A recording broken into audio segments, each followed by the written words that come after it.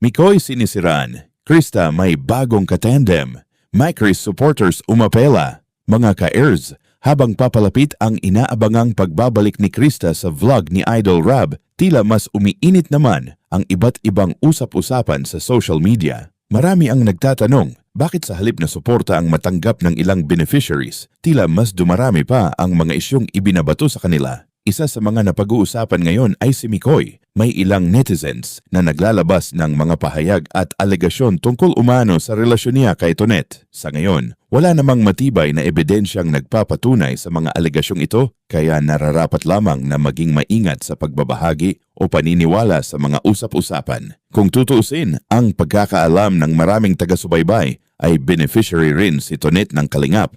Dahil dito, normal lamang na magkaroon sila ng pagkakataong magkita o magkausap sa mga vlog at aktibidad. Hindi ibig sabihin nito ay may espesyal na relasyon na agad. Mas nakakalungkot pa rito, dumaan na nga sa mabibigat na pagsubok ang pamilya ni Tonet, kabilang na ang pagkawala ng mahal sa buhay. Sa halip na dagdagan pa ang kanilang dinadala, mas makabubuti sigurong magpakita tayo ng pag-unawa at respeto. Samantala, hindi rin nakaligtas si Krista sa mga usap-usapan. Kahit hindi pa siya tuluyang nakakabalik sa vlog, may mga nagsisimula ng magpalutang ng mga haka-hakang mayroon na raw siyang bagong katandem. Ngunit sa ngayon, wala ring opisyal na pahayag o malinaw na batayan para rito. Dahil dito, marami sa mga Micris supporters ang nagpahayag ng kanilang saloobin. Para sa kanila, mas mabuting hintayin muna ang tunay na mangyayari kaysa agad gumawa ng sariling konklusyon. Ang kanilang panawagan ay simple. Huwag agad husgahan ang mga taong wala namang malinaw na ebidensya laban sa kanila. Sa huli, ang pinakamahalagang tandaan ay hindi lahat ng kumakalat sa social media ay automatikong totoo. Bilang mga viewers, responsibilidad nating maging mapanuri at iwasan ang pagpapakalat ng impormasyong hindi pa napapatunayan. Ngayon, saksihan natin at namnamin ang mga sinasabi ni Mikoy patungkol sa Micris at ito ang katotohanan. So please watch this. May gustong dito, may gustong magpasako. May gustong magpasako dito. May nababasa akong comment dito na gusto magpasako. Pag ako nabash dito ate Ako, hindi po ako dito hindi po ako kumbinsido dito sa sinabi ni Ma'am Francisca Molina. Kahit wala na pong serye, nandun pa rin po yung respect namin sa Kalingap po. Kaya hindi po namin pwedeng basta-basta gawa ng mga ganitong suggestion po. Hindi ka matakot na mabash. Sagutin mo, ikaw po kaya ang mabash. Tingin nyo, umiiwas lang po tayo sa pwedeng ikasira po ng ating channel, ng pangalan ng Team Kalingap dahil po sa mga nakita nyo naman kung paano kung kaya nga po tinigil ang Micris dahil sa naging issue po, 'di ba? Yung naging issue yung aming agwat sa age.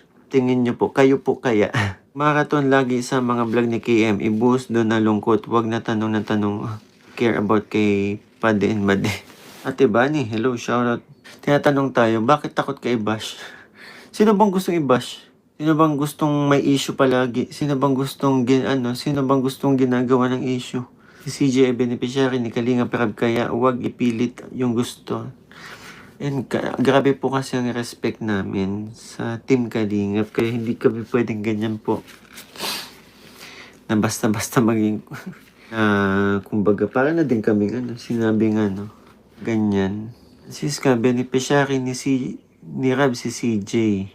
May role sila at si Mikoy Kalingap din, sana maintindihan nyo. Opo, hindi naman po basher si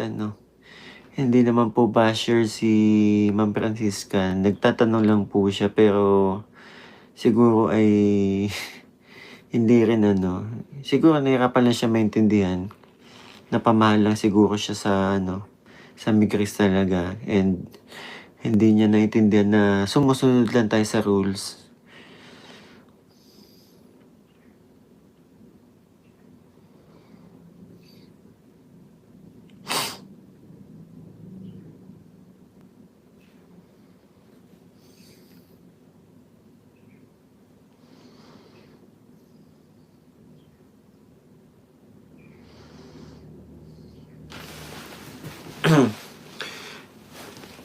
So, yun, change topic na.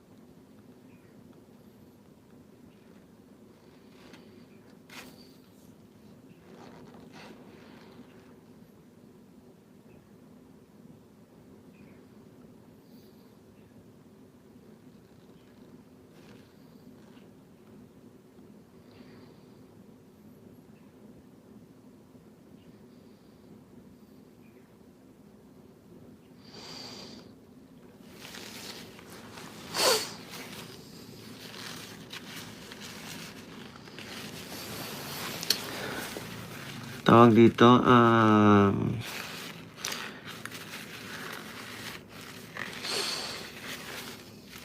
ano sasabihin ko? May ano tayo, yun gusto ko lang ulit magpasalamat, may mga nagpahabol po pala ng ano, nagpaabot ng tulong po para sa family ni Natalie na yun po. Kaya babalik po tayo kaagad siyempre. Baka tomorrow punta ko sila. May pwedeng i-vlog ko, pwedeng hindi. May abot lang po yung may abot lang yung mga tulong po na pinapaabot ninyo. Ma'am Rosalie Gonzalez, sige po, hope to see you soon po. Sana magkita tayo magkita-kita po tayo pag-uwi niyo po ng Pilipinas. Akalayata kanina, nahihirapan ako mag-explain dahil, hindi nila alam, nahihirapan ako mag-explain dahil iniingatan ko talaga yung mga words na ginagamit kong words na pwedeng gamitin sa atin, di ba? Para, siraan na naman tayo. Siraan ng Team Kalingap. And ayoko din naman na maging reason para, mapasama ang pangalan ng Team Kalingap po.